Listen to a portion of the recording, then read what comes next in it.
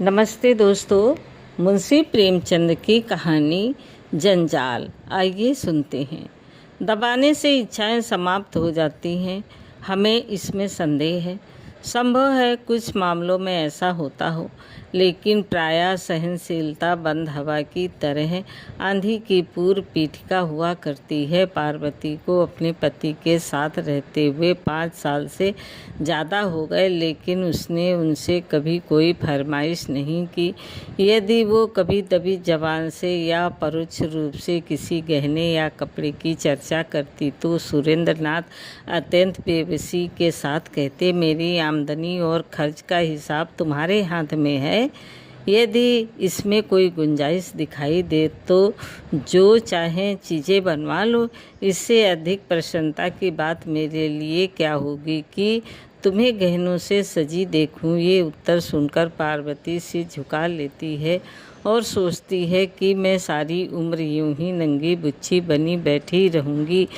कभी सोचती है कि ये खर्च ना करूं, इस मद में कमी करूं, लेकिन चूल कभी ठीक नहीं बैठती थी। उसके पास पहले के भी कुछ गहने थे, लेकिन वो उन्हें भी नहीं पहनती थी। त्योहार या उत्सव में भी वो प्रायः सादी साड़ी पहनकर ही रह जाती थी। वो अपनी महरी और पड़ोसिनों को दिखाना चाहती थी कि उसे गहनों की भूख नहीं है, लेकिन ये इस बात अपने दुर्भाग्य और पति की निर्धनता की घोषणा थी। उसे रह रह कर विचार आता कि मेरे लिए सुरेंद्र जितना कुछ कर सकते हैं उतना नहीं करते।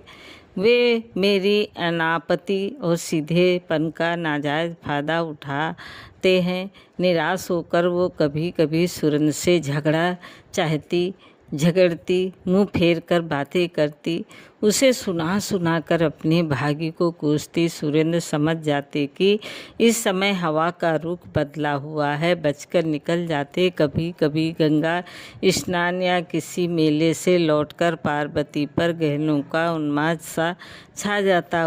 वो संकल्प करती कि एक बार मन की निकाल ही लूँ। जो 200-400 रुपये बचे हुए हैं उनकी कोई चीज़ बनवा लूँ। कल की चिंता में कहाँ तक मरूं। लेकिन एक क्षण में उसका ये उन्माद उड़न छू हो जाता, यहाँ तक कि लगातार सहन करने के कारण उसकी सजने के शौक की इच्छाएं मरकर मन के एक कोने में पड़ी रहती थी। मगर आज 5 साल के बाद ये इच्छा जागृत हुई। इसमें बेचैनी नहीं है, लेकिन बेचैनी से भी ज़्यादा दुखदायी उदासी है। पार्वती के छोटे भाई की शादी होने वाली है। उसके मैके से बुलावा आया है। इस समारोह में भाग लेना जरूरी है। गहनों का पहनना आवश्यक हो गया।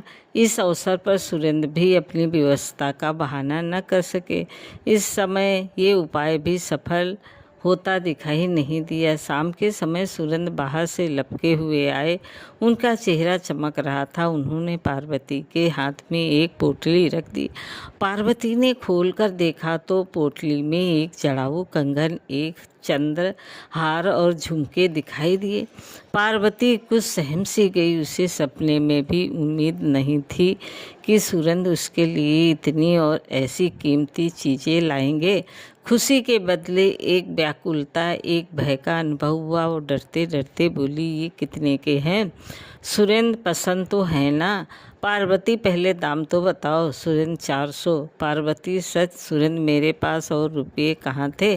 पार्वती, उधार तो नहीं लेने पड़े? सुरेंद्र, नहीं, उधार क्या लेना। पार्वती, तब पसंद है। सुरेंद्र ने वास्तविकता छिपानी चाहिए थी, लेकिन उसका विशाल हृदय का बखान किए बिना न रह सके। सोचा कि इन्हें क्या पता चलेगा कि इनके लिए इस समय कितने बोझ के नीचे दबा जा रहा हूँ। बोले, सच सच कह दो, 1200 लगे? पार्वती ने पति को तिरस्कार की दृष्टि से देखते हुए कहा, तो इतनी चीज़ें लाने की क्या ज़रूरत थी? दानवीर जैसी लापरवाही के साथ सुरेंद्र बोले, एक मुद्दत के बाद जब जेवर बनवाने लगे तो कंजूसी करने बैठता। शर्म भी तो कोई चीज़ है। पार्वती ने पति की ओर कृतज्ञता की दृष्टि से देखा। उसमें कुछ प्यार की झलक थी, कुछ शिकायत की, कुछ गर्व की, कुछ परेशानी की। उसने और अधिक प्रश्न न किए कि कहीं कोई ऐसी बात कानों में न पड़ जाए जिससे इन गहनों को वापस कर देना ही ज़रूरी हो जाए। जिस व्यक्ति के हलक में प्यास से कांटे पड़े हों वो ये नहीं पूछता कि बर्तन कैसा है और पानी किसने भरा है। एक हफ्ते तक पार्वती एक दूसरी ही दुनिया में रही। उसके अंदाज में एक शान, बातों में अभिमान और चेहरे से अमीरी झलकती थी। कितने ही ऐसे काम जिन्हें वो अपने निसंकोच कर लिया करती थी अब उसे दूभर लगने लगे। यहाँ तक कि अपनी नन्ही बच्ची तारा को गोद में लेते हुए भी उसे अपने कपड़े मैले होने की आशंका होने लगती। लेकिन वो स्वयं अपने व्यवहार में आए इस परिवर्तन से अनजान थी। 7वें दिन उसका भाई आया और पार्वती मैके चली। उसने सुरन से हर तीसरे दिन पत्र भेजने का आश्वासन दिया। उनके सामने खड़ी घंटों रोती रही। ऐसा मालूम होता था कि बिछुड़ने के दुख से उसका कलेजा फटा जा रहा है, लेकिन घर से निकलते ही दिखावे की इच्छा उसके मन पर छा गई। वो गाड़ी के एक जनाने डब्बे में आकर बैठी जिसमें अधिकांश महिलाएं निम्न वर्ग की थी। उन्होंने पार्वती को आंकित दृष्टि से देखा और इधर उधर सिमट गई। पार्वती खिड़की के सामने जाकर ऐसी बैठी मानो इतनी अवभगत उसका जन्मसिद्ध अधिकार हो। इसे गाड़ी में भले खानदान की केवल एक ही महिला दिखाई दी। उसका चेहरा गंभीर था। वो एक साफ साड़ी पहने हुए थी, पैरों में स्लीपर थे, हाथों में चूड़ियाँ, लेकिन शरीर पर गहने के नाम पर एक तार तक न था। वो निम्न वर्ग की कई महिलाओं के बीच हाथ पांव सिकोड़े बैठी थी। मन ही मन पार्वती ने कहा, निस्संदेह सुंदर महिला है, लेकिन सम्मान कहाँ, कोई बात भी तो नहीं पूछता। एक कोने में दबी बैठी है, शरीर पर 4 गहने होते तो यही सब ओछी महिलाएं इसका सम्मान करती। नीचे फर्श पर पार्वती के निकट ही एक गरीब महिला बैठी थी। उसकी गोद में एक बच्चा था जो रह रह कर इतने जोर से खांसता और चीख मारता कि पार्वती मन ही मन झुल्ला कर रह जाती। जब उससे रहा ना गया तो उसने उस महिला से कहा, तुम दूसरी पटरी पर जाकर बैठो, इस लड़के के खांसने से मुझे नींद नहीं आ रही है। गरीब महिला ने पार्वती की ओर आश्चर्य से देखा और धीरे से सरक गई। रात आधी से अधिक बीत गई थी। खिड़कियों से ठंडी हवा आ रही थी। गरीब महिला ने खिड़कियां बंद करनी चाहिए तो पार्वती ने आदेशात्मक स्वर में कहा, नहीं, रहने दो, मुझे गर्मी लग रही है। धीरे धीरे बच्चे की खांसी बढ़ने लगी। कुछ देर तक तो वो चिल्लाता रहा, फिर उसका गला पड़ गया। उसने दूध पीना छोड़ दिया। सामने बैठी सीधी सादी महिला कुछ देर तक तो बच्चे को देखती रही, फिर उससे उस गरीब महिला के पास आकर बच्चे को गोद में ले लिया।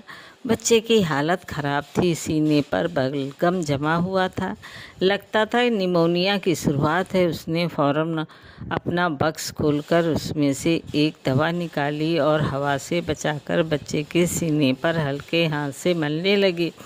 फिर दूसरी शीशी से एक चम्मच दवा निकालकर बच्चे को पिलाई। गाड़ी की सब महिलाएं आकर बच्चे के निकट खड़ी हो गईं। निरंतर 1 घंटा तेल मालिश करने के बाद उस भली महिला ने अपने बक्स से एक फलालैन का टुकड़ा निकालकर बच्चे के सीने पर बांधा दिया। बच्चा सो गया। वो रात के 3 बजे तक बच्चे को गोद में लिए 1-1 घंटे पर दवा पिलाती रही। बच्चे ने दूध पीना शुरू किया। उसके गले की घरघराहट रुक गई और वो मौत के फंदे से निकल आया। बच्चे की माँ अपनी उपकारिणी के पांव पर गिर पड़ी और रो रो कर उसे धन्यवाद देने लगी।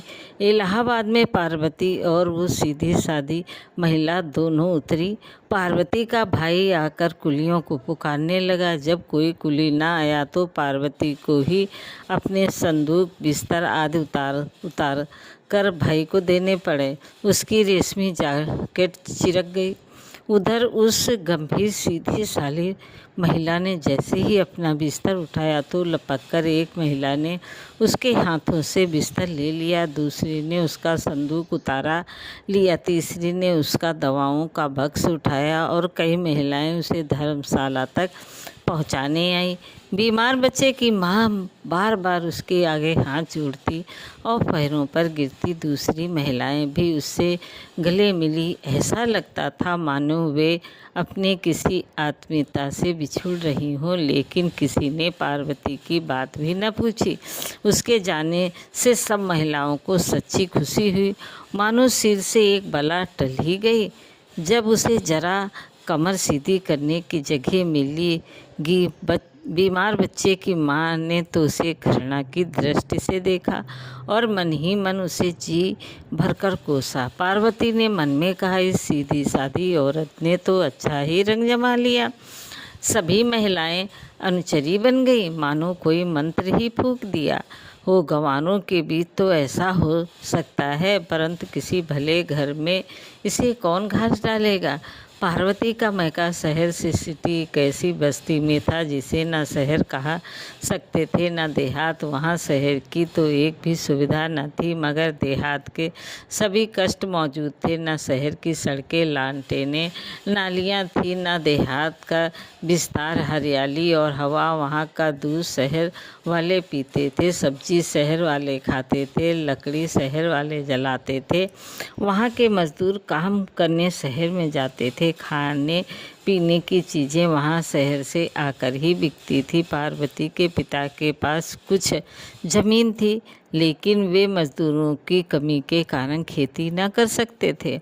उसके दोनों भाई अंग्रेजी पढ़ते और वकालत का सपना देखते थे। भोले भाले से चालाक बनने की धुन सवार थी।